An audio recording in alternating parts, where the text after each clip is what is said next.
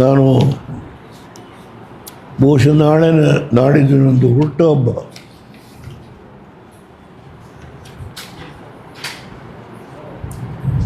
ಇಪ್ಪತ್ನಾಲ್ಕು ಗಂಟೆ ಮುಂಚೆ ನಿಮ್ಮನ್ನು ಭೇಟಿ ಮಾಡ್ತಾ ಇದ್ದೀನಿ.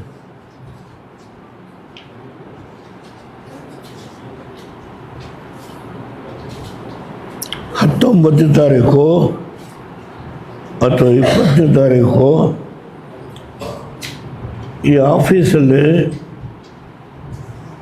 ಮತ್ತೊಮ್ಮೆ ನಿಮ್ಮನ್ನೆಲ್ಲ ಭೇಟಿ ಮಾಡ್ತೀನಿ. ನನ್ನ ಹೋರಾಟ ಇವತ್ತಿಂದ ಪ್ರಾರಂಭ ಆಗಿದೆ.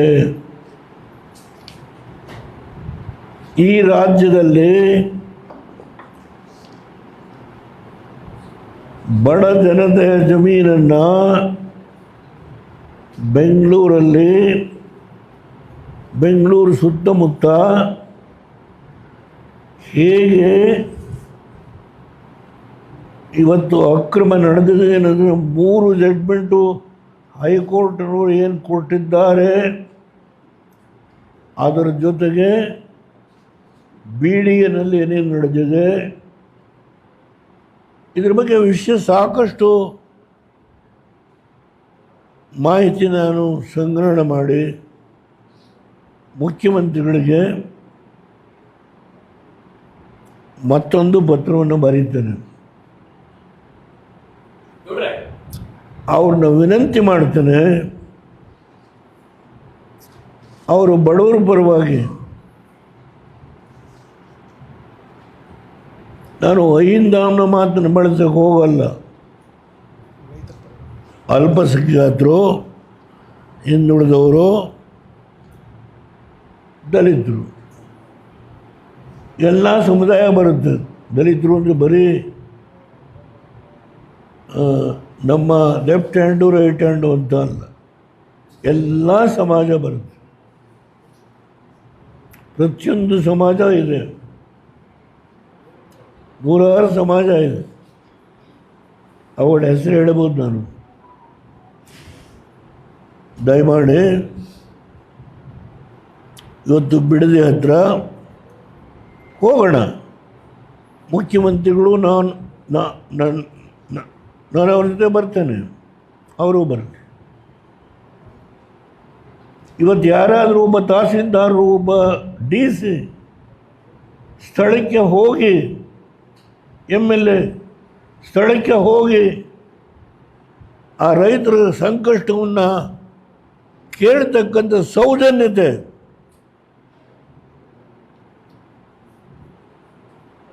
ಯಾರಾದರೂ ಮಾತಾಡಿದರೆ ಅರೆಸ್ಟ್ ಮಾಡ್ತೀವಿ, ನಿಮ್ಮನ್ನು ಒಳಗಾಗ್ತೀವಿ. Be careful. ಪೊಲೀಸ್ ನಮ್ಮ ಕೈಲಿದೆ. ಈ ಥ್ರೆಟನಿಂಗು ಹೌಲ 65 ವರ್ಷ 1962 ನಾನು ಅಸೆಂಬ್ಲಿಗೆ ಎಂಟ್ರಾದೆ. ಈಗ 2026 ಸುದೀರ್ಘ ರಾಜಕಾರಣ, ಬರೀ ಹೋರಾಟ. ಸಿದ್ದರಾಮಯ್ಯರಿಗೆ ಗೊತ್ತಿದೆ. ನಾನು ಮಿನರ್ವಾ ಮಿಲ್ಸ್ ಪ್ರಶ್ನೆ ಬಂದಾಗ ದೇವರಾಜ ಮನೆ ಮುಂದೆ ಧರಣ ಕೂತೆ ನಾನು.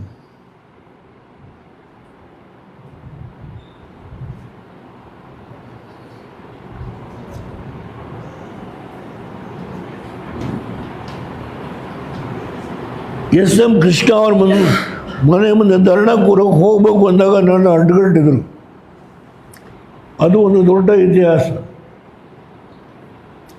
ಕೊನೆಗೆ ಪೊಲೀಸ್ ಅಧಿಕಾರಿಗಳು ಅಲ್ಲಿ ಮಾತಾಡಿ, ಇಲ್ಲಿ ಮಾತಾಡಿ, ಅಲ್ಲಿ ಮಾತಾಡಿ, ನಾನೇನು ಹೇಳಿದ್ದೆ ಅದನ್ನು ಆ ಆರ್ಡರ್ ಜಾರಿ ಕೊಟ್ಟರು. ನಾನು ಹಿಂದಕ್ಕೆ ಹೋದೆ.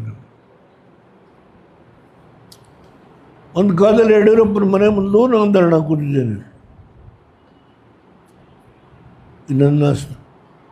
ಒಂದು ಕಾಲದಲ್ಲಿ ನನ್ನ ಸ್ನೇಹಿತರು ಸಿದ್ದರಾಮಯ್ಯ, ನಾನು ಆ ಮಟ್ಟಕ್ಕೆ ಹೋಗೋದಿಲ್ಲ. ಅವ್ರಿಗೆ ವಿನಂತಿ ಮಾಡ್ತಾನೆ, ಈ ವಿಷಯನ ದಯಮಾಡಿ ಲಘುವ ತಗೋಬೇಡಿ. ನೀವು ನಾನು ಮತ್ತೊಂದು ಪತ್ರವನ್ನು ವಿವರವಾಗಿ ಏನು ನಡೆದಿದೆ, ಏನು ನಡೀತಾ ಇದೆ, ಇದೊಂದು ದಂಧೆ.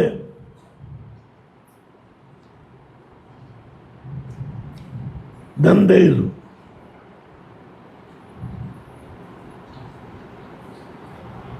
ಯಾವ ಸಂದರ್ಭದಲ್ಲಿ ಎಷ್ಟೆಷ್ಟು ಭೂಮಿಗಳನ್ನು ರೈತರ ಹತ್ರ ತಗೊಂಡು ಅದಕ್ಕೆಷ್ಟು ಕಾಂಪನ್ಸೇಷನ್ ತಗೊಂಡಿದ್ದಾರೆ. ಕನಕಪುರ ತಾಲೂಕಲ್ಲಿ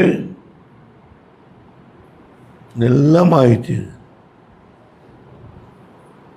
ಇದೊಂದಂತೆ.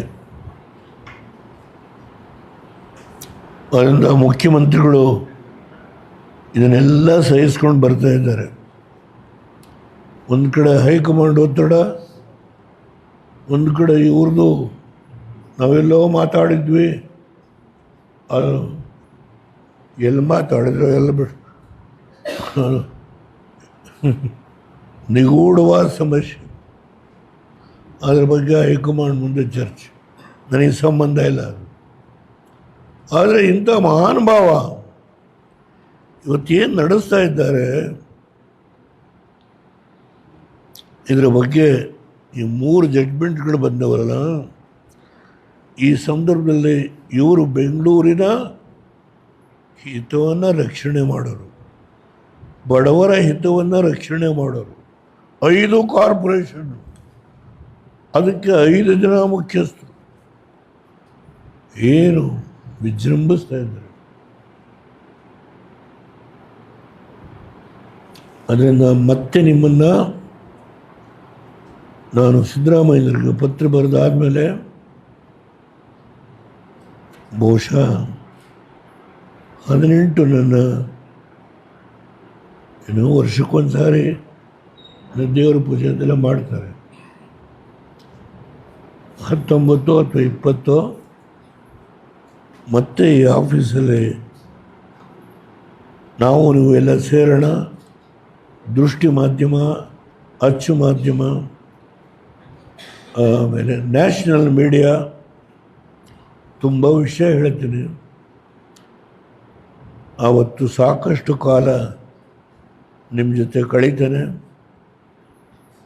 ಈ ರಾಜ್ಯಕ್ಕೆ ಇಂಥ ಒಂದು ಕೆಟ್ಟ ಸ್ಥಿತಿ ಏನಿದೆ, ಇದಕ್ಕೆ ಒಂದು ಅಂತಿಮವಾದಂಥ ತೀರ್ಮಾನಕ್ಕೆ ಬರಬೇಕು. ನಾನು ಜೀವನದಲ್ಲಿ ಬಡವರ ಪರವಾಗಿ ಹೋರಾಟ ಮಾಡಿದ್ದೇನೆ. ಇದರಲ್ಲಿ ಯಾವ ದಾಕ್ಷಿಣ್ಯ ಇಲ್ಲ. ನನ್ನ ಈ ಜೀವನದ ಕೊನೆ ಘಟ್ಟದಲ್ಲಿ ಹೋರಾಟ ಮಾಡುವಾಗ ಮುಂದೆ ಏನಾಗ್ಬೋದು ಅಂತ ಯೋಚನೆ ಮಾಡಲ್ಲ. ನನ್ನ ಆರೋಗ್ಯದ ಬಗ್ಗೆ ಕೂಡ ದಯಮಾಡಿ ಪ್ರತಿಯೊಬ್ಬರಲ್ಲೂ ನಿಮ್ಮಲ್ಲಿ ವಿನಂತಿ ಮಾಡ್ತೇನೆ. While concluding, I am going to meet again, mostly on 20th, with all details pertaining to the Bidadi project as well as the other projects where the vested interests are playing their own game for their self-interest and to make sufficient income out of that. I will give all details. There is no hesitation.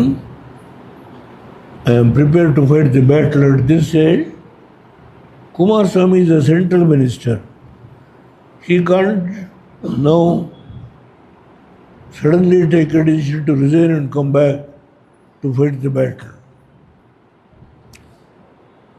If you want to take any developmental work, the government is not interest to provide any land here. That is a separate issue. I don't want to mix matters.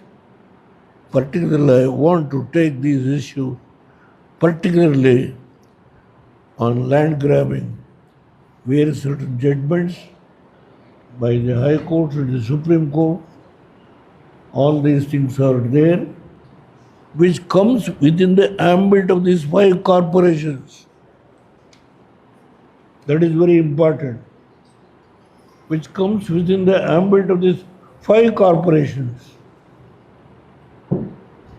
where the so-called Congress leader is the president and is the leader of the development authority, irrigation, this, that, all these things.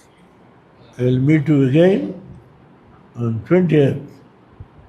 We will have a detailed discussion on this issue. With these words, today, first time I am coming out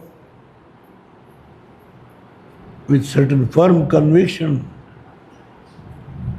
even though my age is 93, I am not bothered. I was born as a son of a farmer, a small farmer. My father is not a rich man, a small farmer. I will fight for the cause of the farmers. With these words, I will conclude today. If any inconvenience for our colleagues, electronic media or the print media, even to serve this light lunch, if Ramesh Gowda made any mistake, please pardon me today. With these words, thank you very much. We'll meet on 20th. Sir, is there any good news for your birthday, sir, regarding the Rajya Sabha re-entry, Sir, is there any good news? ಹೆಚ್ಚಿನ ವಿಡಿಯೋಗಳಿಗೆ ಪ್ರತಿಧ್ವನಿ YouTube channel subscribe ಮಾಡಿ, bell icon click ಮಾಡಿ.